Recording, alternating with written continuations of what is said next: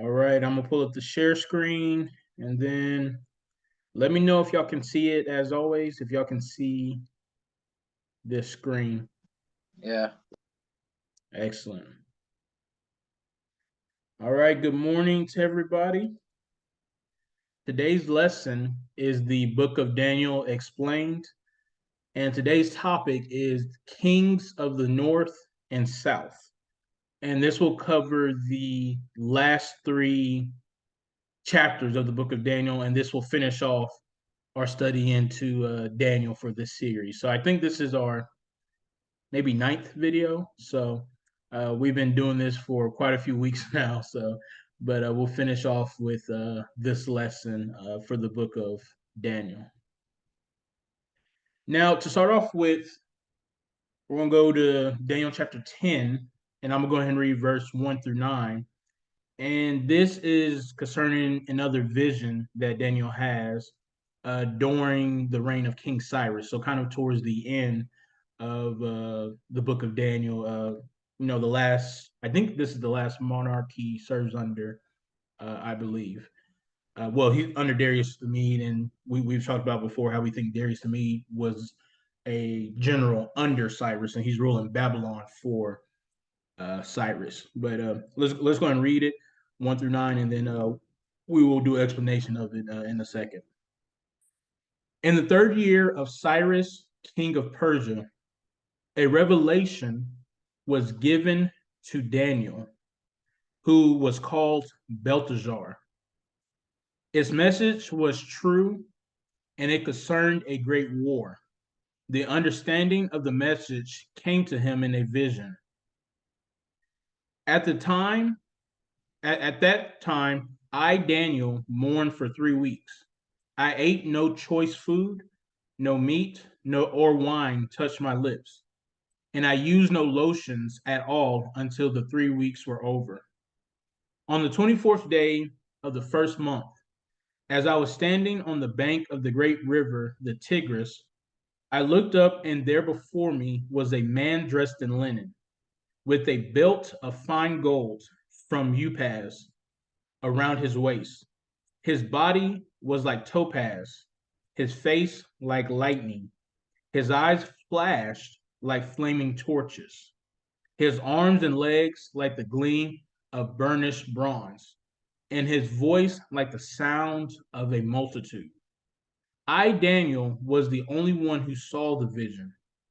Those that were with me did not see it, but such terror overwhelmed them that they fled and hid themselves. So I was left alone, gazing at this great vision. I had no strength left.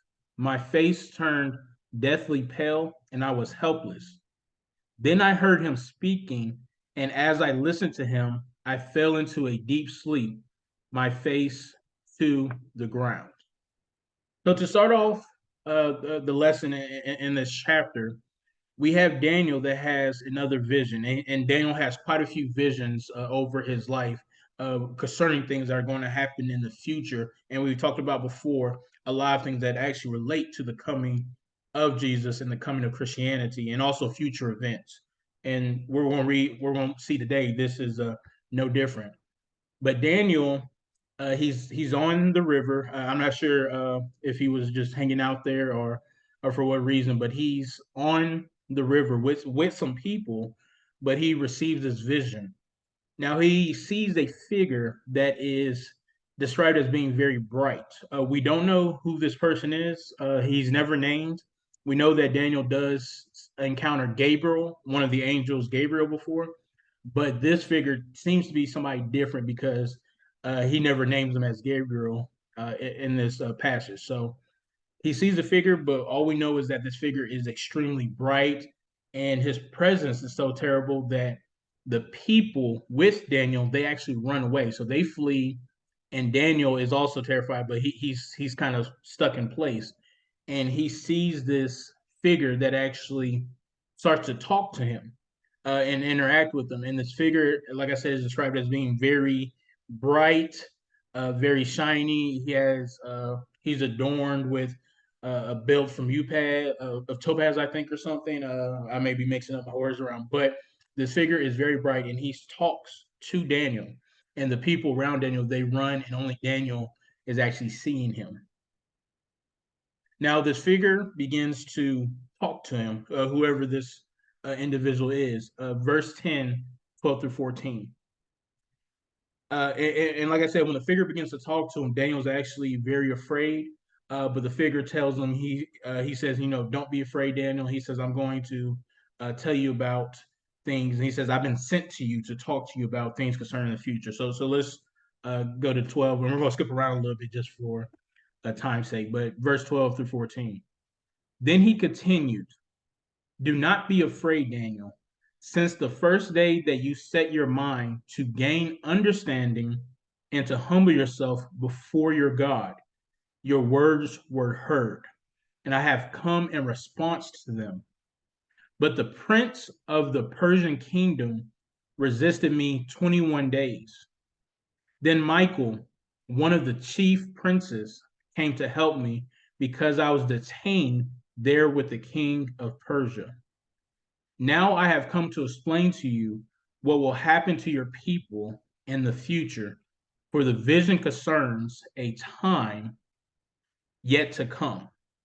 So the figure that Daniel was seeing, he says, don't worry, don't be afraid, Daniel. He says, I've come, I was sent to you to reveal things to you because you have humbled yourself. You are seeking knowledge. You want to know more about your God, or about things that concern the future. So this figure, whoever he's talking to him, whoever the figure is, I have a guess on who it is, but I'll explain that at the end. But the figure says, he says, I've been sent here, and I'm going to tell you about what's going to happen. And he said, but the prince of Persia, and probably reference to the Persian kingdom. He says, I'm fighting against the Persian Empire, basically.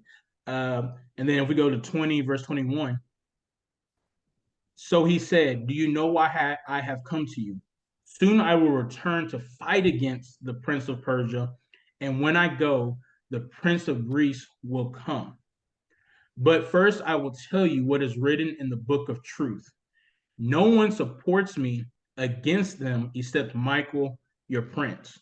So this figure also mentions Michael. And Michael, if you read throughout the Bible, is believed to be an archangel, an angel that is specifically tied to the Israelite people, like a guardian angel over the Israelite people. So we don't know who this figure is that he's talking to, but we do know Michael was mentioned, and this figure says Michael was supporting me against against the Persians. So what we can take from this, and I don't know specifically all the specifics of what's happening, but I believe that it's showing that God is involved with the happenings of the Persian Empire and these kingdoms. God is showing that God is being active in shaping these events in order to fulfill His plan. So that's why He has these figures working in the background. So even though it's not very open, God, you can see God is clearly working uh, to affect these events in order for God's plan to be complete at some point. And God is giving Daniel insight into what he will eventually do. So now we get to the portion, and like I said, this is referring to the eventual conflict between Persia and Greece. Because remember, when Daniel is seeing this vision, uh, Persia is not at war with Greece, as far as I know. There's no conflict at the time. This comes later, after the time of Daniel, and the Bible, and the whole book of Daniel is constantly referring to the eventual conflict between the Persian and Greeks, Persian Empire, and the Greek city states, are eventually, the Greek Empire. And Persia at first is dominating. The Persian Empire at first is dominating in this war, and then eventually, later, when they get into conflict, Persia originally was, the winners. They win the Battle of the Marpoli. So if you're familiar with the movie 300, the Persians, of course, eventually win. They actually burn Athens, so they pretty much dominate Greeks. I don't know if they stay and occupy. I think they kind of leave, but I'm not very well versed in Persian history and Greek history in that aspect. But eventually, Greece unites under Philip II, and then his son Alexander, who becomes Alexander the Great, he pushes and takes over the old Persian Empire and conquers that territory. So this this is being alluded to at this time when it talks about uh, this figure says he says I'm fighting against Persia. Then he says when I come, Greece will come, and it's also a reference to the Alexander, the Macedonian Empire that comes later.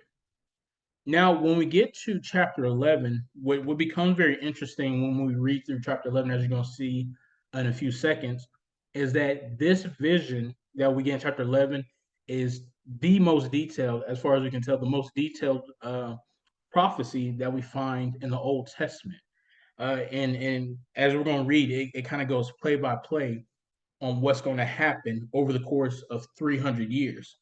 And it's a very uh, word for word accurate prophecy as we're going to see. But first, let's go ahead and get into it. So, Daniel chapter 11, 1 through 4. In the first year of Darius the Mede, I took my stand to support and protect him. The kings of the north, kings of the south and the north, starting off. Verse 2. Now then, I tell you the truth. Three more kings will rise in Persia, then a fourth, who will be far richer than all the others. When he has gained power by his wealth, he will stir up everyone against the kingdom of Greece. Then a mighty king will rise who will rule with great power and do as he pleases. After he has risen, his empire will be broken up and parceled out to the four winds of heaven. It will not go to his descendants, nor will it have the power he exercised, because his empire will be uprooted and given to others. And again, we've already seen in the book of Daniel this reference to this before, but it's talking about pretty much the Hellenistic world, or this time where it's under Greek influence. Alexander conquers the Persian Empire, but after his death, when he dies really young, very early 30s, I think maybe 31, 32, something like that. And his descendants don't inherit it. His generals become rulers of his empire, and they split it into many different factions, but it kind of develops into kind of four main ones. The biggest being the Seleucid kingdom, the Seleucid Empire, the Ptolemaic Empire, and then we have a guy, I think I don't know how to pronounce his name, Antigond, up here, more over towards Greece and Asia Minor, and then we have independent Greek states. But when we go through chapter 11, it actually refers to somebody called the King of the North and King of the South, which is a reference to the Seleucid Empire under the first king Seleucus the First, and then the Ptolemaic dynasty, which is under originally starts off with Ptolemy the First, and it kind of goes through their descendants and the different infighting they do because after Alexander's, as soon as it splits, these people are constantly in conflict with each other. These is Greek dynasty against Greek dynasty, and they are constantly fighting and engaging in wars with each other after the splitting of Alexander the Great's empire. And this vision gives a commentary on the conflict between the Seleucid Empire and the Ptolemaic dynasty and how they kind of go back and forth. Just a side note, Ptolemy, which is it's originally a Greek dynasty, but they're ruling over Egypt. This is actually the dynasty that a lot of people are familiar with Cleopatra, and Mark Antony and Julius Caesar. Cleopatra is descended from the Ptolemaic dynasty, so it's originally a Greek dynasty that's over Egypt. So, but this vision gives a play-by-play of everything that happens between them over the course of 300 years. To give you an example, if you read verse 5, and I'm gonna read the one that's here on the screen. I usually read a different version, but I read NIV version of the Bible for the most part now. But to read this, verse 5 says, "Then the king of the south will grow strong, along with one of his princes, who will gain ascendancy over him and obtain dominion. His dominion will be great indeed." So the Bible starts off. This vision says the king of the south. He said he'll grow strong, and then one of the princes with him will become greater than him and have his own domain. That's what the Bible says. We can track this with the history of the Ptolemaic and Seleucid Empire. We know that after Alexander's death, one of his generals, Ptolemy, rules over Egypt. He takes over that territory of Egypt, and he rules his own empire. Eventually, an other general that was under Alexander, Seleucus the first, he'll be eventually called Seleucus the first. Originally, he's kind of a secondary player. He was a general that I think controlled one of Alexander the Great's elite units. So he's somebody kind of high up in the ranking, but he actually starts off as a background player. He's not a king initially. He's following some other king, and I think he actually helps assassinate that king because the king was weak or something. But Seleucid was originally pushed out of Babylon where he was by a guy named Antiochus, and he flees to Ptolemy. And with Ptolemy's help, he defeats that general. Then he goes back to Babylon, and he eventually becomes king and starts his own empire, and which is the foundation of the Seleucid Empire.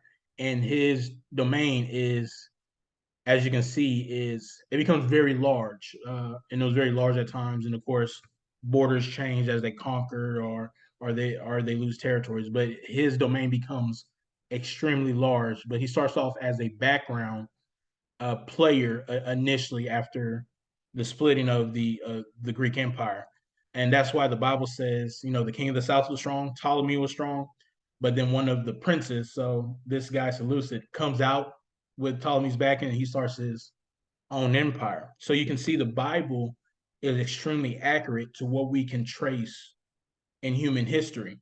Uh, when we go to verse 6, the exact same thing, right? After some years, they will form an alliance, and the daughter of the king of the south will come to the king of the north to carry out a peaceful arrangement. But she will not retain her position of power, nor will he remain with his power, but she will be given up along with those who brought her in, the one who sired her, as well as he who supported her in those times. So here the Bible talks about an alliance between the king of the north and the king of the south. And like we said before, is a reference to the Seleucid Empire, the king of the north, and the Ptolemaic dynasty, which is the king of the south ruling over Egypt.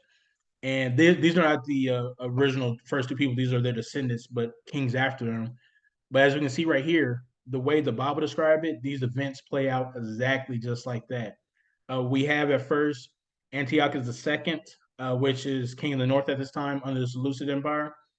He makes a peace treaty with Ptolemy II, who's now in power. These are kings of the north and south, and they form an alliance. And as you can follow this chart, and I don't know who made these chart. I got it offline, but I'm glad they did because it makes it simpler to display what's happening. But they form an alliance, and there's a treaty, and the treaty requires Antiochus to divorce his wife. He likes his wife, but for political reasons, he divorces his wife and marries the daughter of the Ptolemaic dynasty.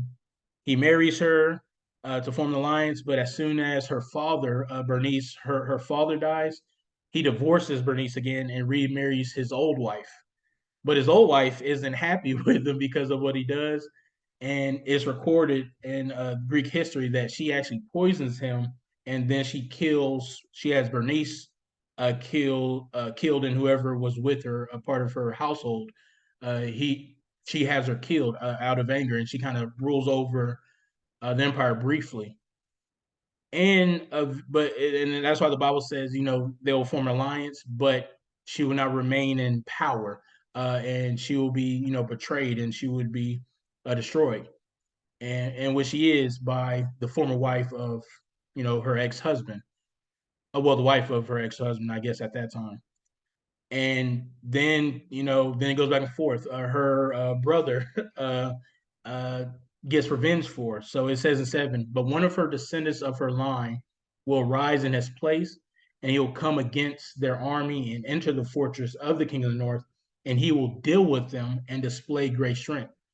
And we see that play out in human history when Ptolemy the Third, he's mad about uh, his sister being murdered. He goes against the Seleucid Empire, and then he kills the I can't pronounce her name, Laodice, I think is how you pronounce it, and he has her killed in revenge for his sister. But he also plunders the uh, uh, the Seleucid Empire, and he takes this amount that's recorded, and that's why in verse 8 it says, and he also their gods with their middle images and their precious vessels of silver and gold he will take into captivity to Egypt, and he will be on his part and will refrain from attacking the king of the north for some years. So I can go on and on through every verse, but what you're constantly seeing is you see this prophecy is extremely accurate to what we know happens, what we can tell in human history about the conflict between these two empires. And it goes on, and it says the king will do this, the king will do that, and the prophecy is actually so accurate. This is the main reason why a lot of historians, when they look at this, they're like, man, they say it's too accurate, so they actually say the book of Daniel was written a lot later than it actually was, because they say, man, this is so accurate, this person must have already seen these events play out, so they give it a later date to say it was 100 BC versus the time Daniel's actually living, which is all the way back in, I think, some point in the 500 BCs, almost 400 years earlier. But they try to say, this has to be plagiarized, or it's later, because it's extremely accurate. But we know as Christians, we believe that this is written in Daniel's perspective. He actually writes parts of it, and maybe there's some editing later to put everything in context. But this actually shows the prophecy and the accuracy of the things Daniel sees. But because it's so good, that's the only reason people were saying, like, it must be a later edition because it's too accurate, So it's like you show proof that God is real and that Daniel is seeing visions, and you see accurate prophecies, but because it's so accurate, they're like, no, it has to be fake, and that's the only reason they say the book of Daniel was written later than it actually was. But either way, when you go through it verse by verse, it's very accurate to the events that we know happen historically, and the Bible is commenting on these exact things. And Daniel is seeing this at this time. He pretty much gets the whole play by play for what's going to happen for the next 400 years until the coming of Christ. And Daniel gets this, and God tells him, he says, Daniel, because you're seeking knowledge, because you're loyal to me, he says, I will show you what's going to happen. And God gives him a specific time frame and specific events that will happen. So Daniel has more knowledge than many people would have had at that time. I don't think Daniel understands everything, but God is definitely showing him a lot that he doesn't show to everybody, to even some of the other prophets. Now, the only thing that would we can't really we don't know a lot about, and this is towards the end of the chapter of verse 11. And like I said, if you want to read through the entire chapter to get the whole play by play, I'm not going to read it just for time's sake, but and it kind of goes, if you're not a person that's interested in history like that, you might find uh, you may not want to read all this, but you can pretty much do your own research, look through it, and you will see that it points to this vision, points to things that actually we can tell outside of the Bible in human history. Now, the only thing we can't really confirm is the later verses, usually starting about verse I believe about verse 40, because we get to Antiochus the Fourth, and we talked about him before. How Antiochus the Fourth was somebody that persecuted. He's a king of the Seleucid Empire. They take over Israel from the Ptolemaic dynasty, and Antiochus was very evil to the Jewish people, and he does sacrilegious things against their temple. He goes to the temple, he sacrifices pigs on the altar, and in the Bible foretold in Daniel that he would actually do this. And the end of the chapter refers to him. But when we get to about 40, let me go ahead and actually read a little bit of that. Daniel chapter 11, verse 40. At the time of the end, the king of the south will engage him in battle, and the king of the north will storm out against him with chariots and cavalry and a great fleet of ships. He will invade many countries and sweep through them like a flood. The tail end mentions a war that we can't confirm in human history. We don't have any record of Antiochus the Fourth after the events that is already predicted. We don't really have evidence of him going to battle with Egypt again and conquering it. And pretty much a lot of people try to doubt the accuracy of the book because of we don't really know much about these last you know last 5-6 verses. But there's reasonable explanation why that is. Some people believe that these events are taking place towards the tail end of Antiochus reign, and that's why it's not really recorded, because he dies on the way to the campaign, or it's actually a reference to even future events where the Romans get involved and they come to take over the Seleucid Empire, and it's actually a reference to different conflicts with Rome being involved. So, and I haven't done the full research myself on it, but uh, these events are accurate to something that happens later. So there's a reasonable explanation why this is here, even though people are very critical of these last 5 verses. Here, but for the most part, what you're seeing is you're seeing a very accurate list of events in Daniel chapter 11, referring to the Greek empires and how they're fighting against each other and the different conflicts that will come between them.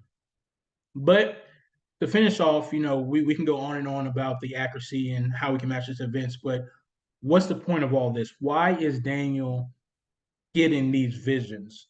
And we'll finish off with Daniel chapter 12. And I think this kind of just sums up not only this vision, but also just Daniel in general and how we see elements of Christianity within the book of Daniel, and why the book of Daniel is so important in the prophetic sense, and why Daniel is so important. Let's go and read the whole chapter of Daniel 12, starting at verse 1. At that time, Michael, the great prince who protects your people, and remember, Michael is believed to be an angel that's a kind of a guardian angel of the Israelite people. At that time, Michael, the great prince who protects your people, will arise. There will be a time of distress, such as not that that has not happened from the beginning of nations until then. But at that time, your people, everyone whose name is found written in the book, will be delivered. Multitudes who sleep in the dust of the earth will awake, some to everlasting life, others to shame and everlasting contempt. Those who are wise will shine like the brightness of the heavens, and those who led many to righteous like the stars forever and ever. But you, Daniel, roll up and seal the words of the scroll until the time of the end. Many will go here and there to increase knowledge. So here, uh, this figure that Daniel's talking to tells him. He says, look, these things are going to happen. He says, but at the end of these events, something's going to take place where many people are going to be risen to everlasting righteousness. People, they're going to have eternal life. He's giving them hope at the end of these political events, these wars, this fighting, this destruction. Because we know during these times, there will be disrespect towards the people of God, the Israelites, and their temple will be taking over and bad things are going to happen. But he says there's going to be a time where people who sleep, they will wake to everlasting life. And he says, Daniel, he says, you're getting this. He says, but seal it up in a scroll. He says, you're going to know it, but not everybody's going to see it. He said, just keep the knowledge with you. He said, put it up in a scroll, which Daniel does because he actually writes the book of Daniel. So it's there. It's just not everybody's going to see it or going to have that knowledge unless they are seeking it. Verse 5. Then I, Daniel, looked, and this is also something very interesting when we go to 5. Then I, Daniel, looked, and on there before me stood two others. So Daniel speaking to this figure who's on the water, but then he sees two more people pop up. We don't know who they are. They're never mentioned. Like the person he's speaking to, we never know his name, but there's a figure in the water, and then there are two other people who show up. It could be angels, it could be somebody else. We don't know. I have a guess I'm gonna talk about in a sec, but he's now seeing three people. Then I, Daniel, looked, and there before me stood two others, one on the bank of the river, one on the opposite bank. One of them said to the man clothed in linen, who was above the water, above the waters of the river, how long will it be before these astonishing things are fulfilled? The man clothed in linen, who was above the waters of the river, lifted his right hand and his left hand toward heaven. And I heard him swear by him who lives forever, saying, it will be for a time, times, and half a time. When the power of the holy people has been finally broken, all these things will be completed. I heard, but I did not understand. So I asked my Lord, what will be the outcome of all this be? He replied, go your way, Daniel, because the words are rolled up and sealed until the time of the end. Many will be purified, made spotless and refined, but the wicked will continue to be wicked. None of the wicked will understand, but those who are wise will understand. From the time that the daily sacrifice is abolished and the abomination that causes desolation is set up, there will be 1,290 days. Blessed is the one who waits and reaches the end of the 1,335 days. As for you, go your way till the end. You will rest, and then at the end of the days, you will rise to receive your allotted inheritance. So, to sum it up in Daniel chapter 12, is that Daniel sees this vision of the man. So, this man who is described as being very bright, he's not named, we don't know who he is, but he's talking to the man. The man gives him a play-by-play of what's going to happen in the Greek empires for the next 300 to 400 years, which we can match and verify with human history. And while he's talking to the man, two others show up, each on the other side of the bank, and he asks, he says, when are these things going to happen? And the man gives him a time frame, and I don't believe it's literal days because earlier in the book of Daniel, we have the vision about the 70 weeks, which a lot of people will speculate is not actual literal weeks, but is referring to a periods of time, a period of 7 years or so. And I'm assuming these days are kind of the same kind of a format. It's talking about days, but it's not literal days, but it's referring to time periods of this amount of time, and this is going to happen in this amount of time. And he gives them a time frame of where things are going to end in the terms of righteousness being fulfilled. And I believe this is a reference to Christianity and the coming of Christ, because Daniel, these events are happening for a period of time before Christ comes, but then after these events, Christ comes on the tail end of the vision. So I believe this is referring to the coming of Christ. Also, when you look at the imagery he sees, to me, it's very similar. And this is my own speculation. I don't. The Bible doesn't say this specifically, but when I look at it, it kind of reminds me of the transfiguration of Jesus that happens later during Jesus's ministry, right? Because if you look at the imagery, right, Daniel's talking to somebody. He just describes it as a man, and the man is very bright, right? We know that Jesus, when he's transfigured on the mountain, he goes up and he appears as very bright. I'm not saying that this figure he's seen initially is necessarily Jesus himself. I don't know if it's an angel. I don't know if it's a representation, but you see the imagery is that Jesus was shown to be very bright on the mountain of the transfiguration, and in that case two figures also show up on the mountain, because Jesus is revealing, if you're familiar with the story of the transfiguration, Jesus is revealing who he is, right? And he's showing his disciples his full glory. But Jesus appears as very bright, and then Moses appears with him and Elijah appears with him.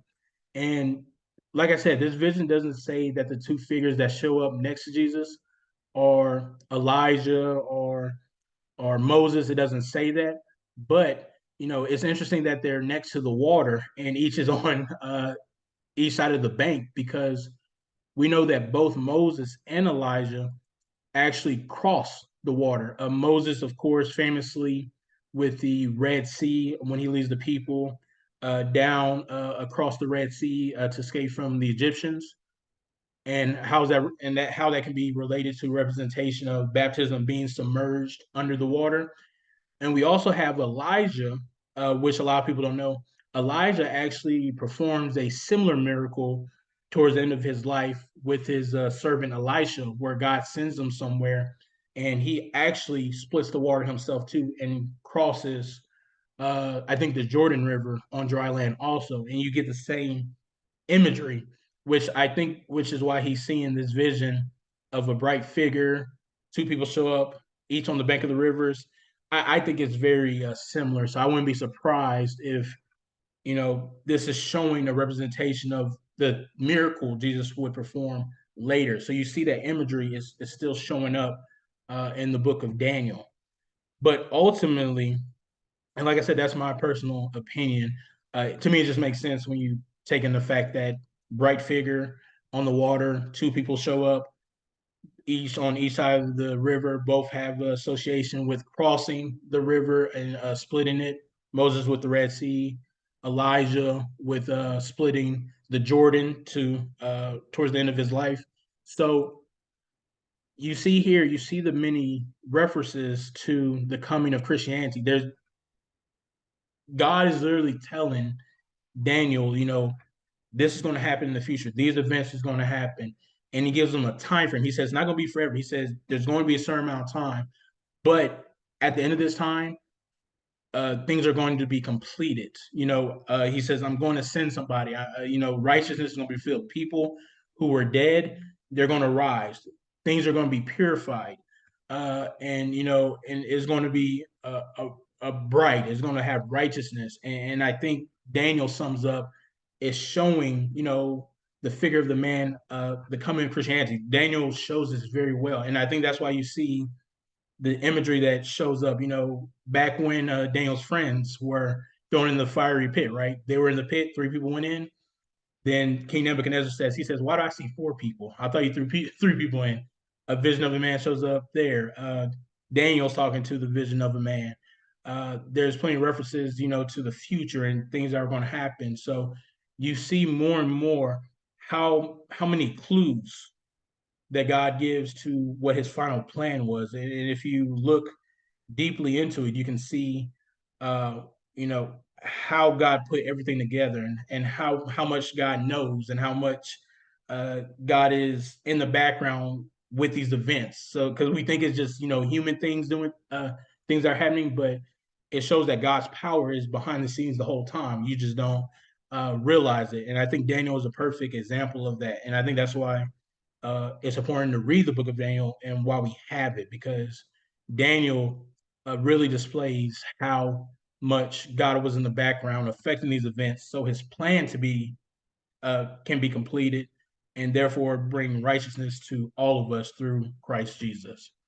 But that's all I had today, and I hope y'all enjoyed that lesson. But I've really enjoyed the Book of Daniel, and I've learned more, teaching this lesson because I never really looked at Daniel that deeply before. I just looked at the lines then, and I skipped the rest. But when you really look through Daniel, you'll see how much God is in play in these uh, political events and these uh, different things that are happening with empires. It's not all them. It's God is in the background. Michael's in the background. This figure says he said, "I'm fighting against the Prince of Persia." Then the Prince of Greece will come, and it just shows how God is working the entire time. So, but that's all I had. We can uh, end it there. Is there any questions or any comments before I close? Before I stop the recording? Uh, got one comment. Thank you, Mama. I appreciate it. All right. Well, we'll end it there.